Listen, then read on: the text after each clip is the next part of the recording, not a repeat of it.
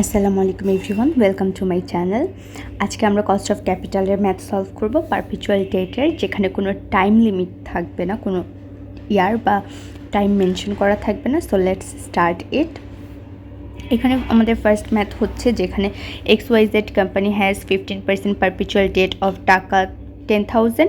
The tax rate is a 15%. Determine the cost of debt for the following consideration before tax and after tax. তিনটা math আমরা এখানে solve করব। Debt is issued at par, debt is issued at a 10% premium and at a 5% discount rate. So আমরা cost of debt এর value বের করব, যেহেতু আমরা প্রিভিয়াস ক্লাসে আমাদের ফর্মুলাগুলো সলভ করেছি। আমরা জানি যে উইদাউট ট্যাক্স কনসিডারেশনে কস্ট অফ ডেট এর ফর্মুলা হচ্ছে গিয়ে KD equal interest divided sales value into 100। আর যখন আমরা আফটার ট্যাক্স কনসিডারেশনে কস্ট অফ ডেট বের করব, সেক্ষেত্রে interest into 1 minus tax rate divided sales value into 100। এখানে যেহেতু আমাদের কোনো ফ্লোটেশন কস্ট নেই আর রিডিমেবল ভ্যালুও নেই, তো এই ফর্মুলা দিয়েই আমরা ম্যাথ করে ফেলতে পারবো। যেহেতু আমাদের এখানে কোনো টাইম লিমিটেশন নাই, সো পারপিচুয়াল পারপিচুয়াল যে ডেট এর যে ফর্মুলা, ওগুলোই আমরা ইউজ করতেছি, যেটা আমি উপরে মেনশন করে দিলাম। এখন আমরা অ্যান্সারে পালা। এক্ষেত্রে হচ্ছে যে debt is issued at par, first math. পারের ক্ষেত্রে আমাদের ফেস ভ্যালু আর সেলস ভ্যালু সমান হয়, যেহেতু এখানে ফেস ভ্যালু ইকুয়াল 10,000 টাকা, সেলস ভ্যালুও হবে 10,000 টাকা। ইন্টারেস্ট রেট এখানে আমাদেরকে দেয়া আছে, আর ইন্টারেস্টটা আমাদের বের করতে হবে। ইন্টারেস্ট রেট দেওয়া আছে 15%। সো ইন্টারেস্ট হবে 10,000 into 15%, so it's equal 1,500. Then without tax আমাদেরকে কস্ট অফ ডেট বের করতে হবে, বিফোর ট্যাক্স, উইদাউট ট্যাক্স আর বিফোর ট্যাক্স, যেটাই আমরা বলতে পারি। এখানে interest divided sales value into 100, interest 1500 divided sales value 10,000 into 100, আমাদের ভ্যালু আসবে 15%। এখন আমরা করব আফটার ট্যাক্স। ট্যাক্স কনসিডারেশন করার পরে কস্ট অফ ডেট কী হবে। এখানে আমরা জানি interest into 1 minus tax divided sales value into 100। এখানে আমাদের ইন্টারেস্ট দেয়া আছে 1500, কিন্তু আমাদের ট্যাক্স রেট এই তো এখানে দেয়া ছিল 50%, সো 50% অর 0.50। দেন আমাদের সেলস ভ্যালু 10,000 ইন্টু 100, 7.5%। তো এটা আমি ক্যালকুলেশন করে দেখিয়ে দিচ্ছি। এখানে কি করব, 1 মাইনাস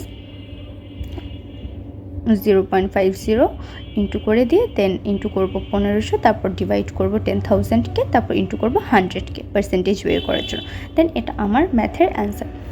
পরবর্তীতে আমরা করব হচ্ছে গিয়ে সেকেন্ড যে দুইটা ম্যাথ আছে আমাদের প্রিমিয়াম আর ডিসকাউন্টের, সেটা প্রথমে আমরা প্রিমিয়ামেরটা করব। Debt is issued at 10% premium. এখানেও আমাদের সেম ফেস ভ্যালু ইউজ হবে, যেহেতু একটাই ম্যাথ আর ইন্টারেস্ট রেটেরও কোনো চেঞ্জ নাই।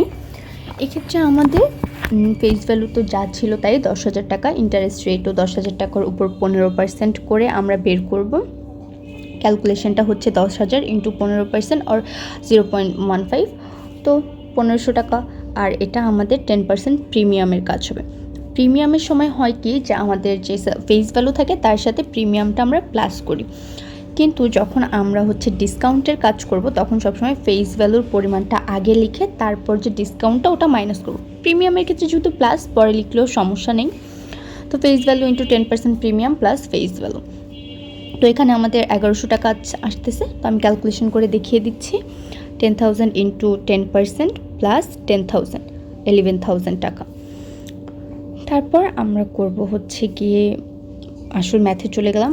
সেলস ভ্যালু আমি বের করে নিলাম, যেহেতু সেলস ভ্যালু মেনশন করা ছিল না আমাদের ম্যাথে, সেক্ষেত্রে আমরা প্রতিবারই সেলস ভ্যালু বের করে নেব, যেহেতু পার, ডিসকাউন্ট বা প্রিমিয়ামের ক্ষেত্রে আলাদা আলাদা আসবে।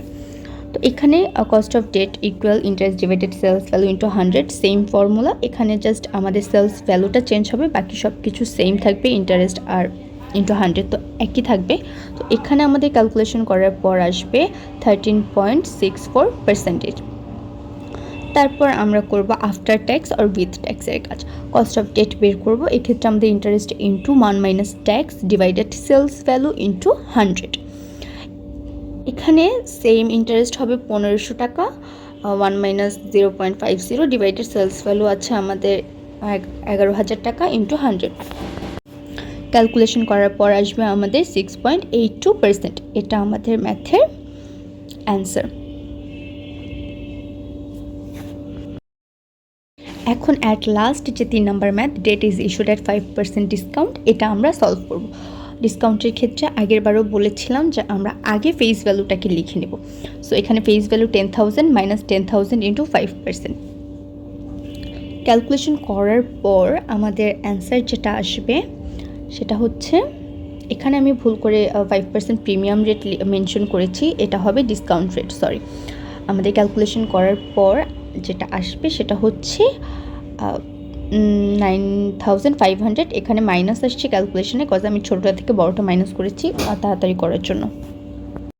এখানে আমরা বিফোর ট্যাক্সের ক্ষেত্রে বা উইদাউট ট্যাক্সের ক্ষেত্রে কস্ট অফ ডেটের ফর্মুলা ইউজ করব। ইন্টারেস্ট আছে আমাদের 1500 টাকা, আর আমাদের সেলস ভ্যালু আছে হচ্ছে 9,500 ইন্টু 100 করে দিলে আমাদের 15.79%।